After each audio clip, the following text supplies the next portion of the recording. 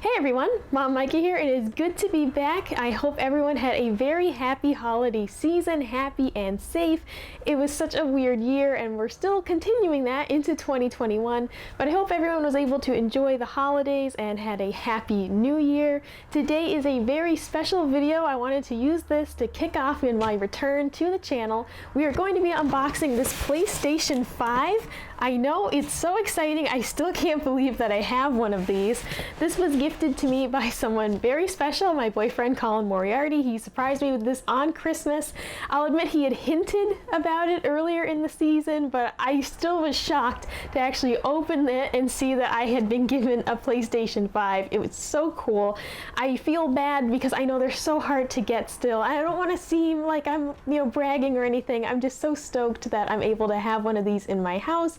And I'm hoping it means that I can do some cool content with it for you guys as well. So definitely excited to be opening this, and a huge thank you again to Colin because this was just such a cool surprise, and I still can't believe I have a PS5. I've been trying to help friends get them. As soon as I see posts on Twitter from like Cheap Ass Gamer and Wario64, I'm always trying to help my friends. As soon as I see a post that Walmart's restocking, I'll be texting people trying to say, can you try and get one, see if it's available. And we're not giving up yet. I still have friends that are trying to actively get PlayStations. I'm hoping for you guys out there who weren't able to get one, I'm hoping that the stocking issues are resolved soon, and hoping that at some point this year you're much easier able to get one. But let's get right into this. We're going to take a quick look around. This box is enormous. This is even bigger than the Series X box. And the thing is, it's taller. The Series X, the box was wider. It was more like a, I don't know, it's not a cube, but it was more of that shape. It was, a big rectangle. This box, it's thinner on the side, but it's so tall. This is just insane, the size of this box. If I was a parent and I was going to a store to purchase this for one of my children, I would look at this and say, is this even gonna fit in our house? This is insane. But we'll just take a quick look around. This is also, it's rather heavy. So just a quick tour around the box. I think it's this side I'm showing you actually shows the console. On the back, we've got some information about our lovely box. On this side here, it's a little bit more plain.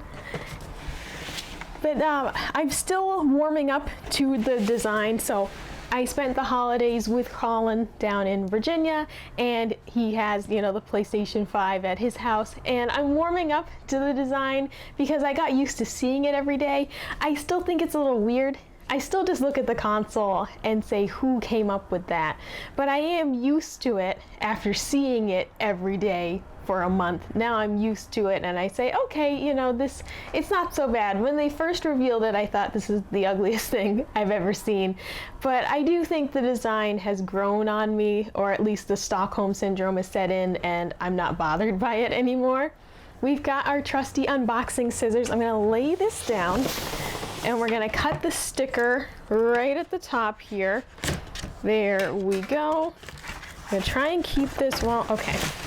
All right, I gotta choose how I'm gonna attack this because she's okay. All right, this slides out.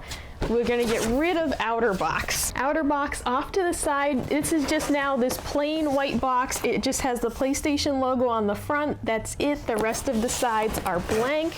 We're going to, there's a tab back here. Okay, we open that up.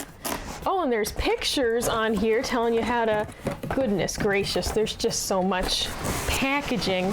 Okay, we're gonna lay this down because she's heavy. She's heavy. Now, okay, we've got this tray that we'll deal with first.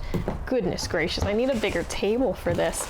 So what do we have? Okay, the controller, our new controller, and as you guys know, I'm more of an Xbox player primarily. This is the nicest PlayStation controller though that I've ever used. It's really cool. It's much more comfortable in the hand. I will never be a fan though of the straight across analog sticks. I'm much, more into the offset sticks, and they just feel better for my hands. And that's why for, Xbox, I play all my first person shooters there, because if I'm playing something competitive, I definitely want to have, the most comfortable grip on the controller. And for me, that's the offset sticks.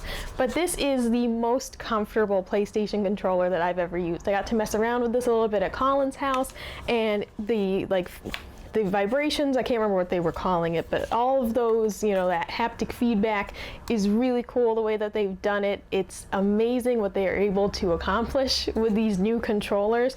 And I do think that in terms of just like holding this one, it's the most comfortable PlayStation controller that I've ever used. And that's coming from someone who prefers the Xbox controllers every single time. And I do like the look of this. I think it's sharp, it's sleek, it looks really cool. But of course, the most important thing is that it's very comfortable to hold. I like the sticks, I like the feel of the triggers and the buttons. I'm definitely happy with the new controller design. Okay, the next things in here, I see that we've got the power cord, and in this one we've got a USB-C cord for charging the controller. In this section of the box, we've got some manuals.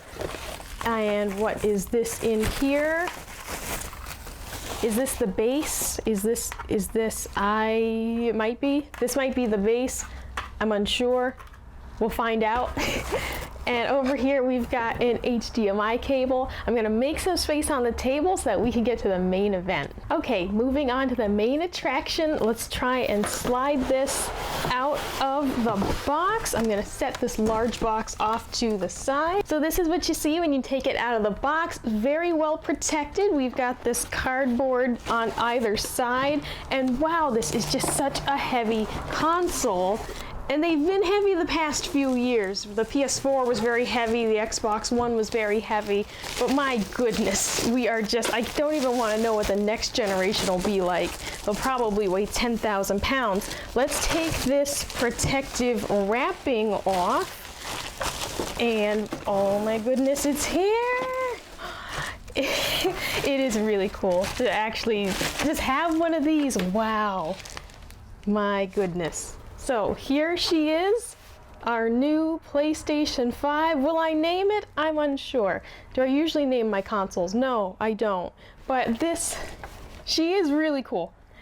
I can't get over the size of this thing though. It's just ridiculous. It's so heavy. It's so heavy. And so for my entertainment center, it'll definitely have to be horizontal. The way that my TV stand is, the bottom shelf is the tallest, and then there are two shelves, that are the same height basically.